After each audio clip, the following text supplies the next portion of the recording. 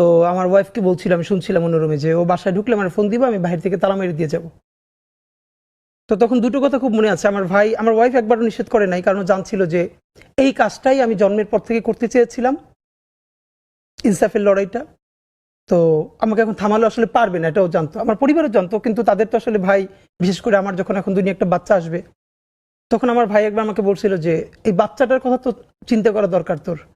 তখন আমি দুটো কথা বলছিলাম, একটা হচ্ছে যে এখন পর্যন্ত যেই বাবারা রাস্তায় শহীদ হয়েছে তাদেরও তো বাচ্চা আছে, এমন তো না ওরা দুনিয়া এমনি এমনি আসছে। তাদেরকে যেরকম আল্লাহ দেখবে ওরও আল্লাহই দেখবে। আর একবার তখন আমি শুনতে পাচ্ছিলাম যে আমার ওয়াইফকে বলতেছিল যে ও বাসায় ঢুকলে বলবা যে আমি বাইরে থেকে লক করে যাব।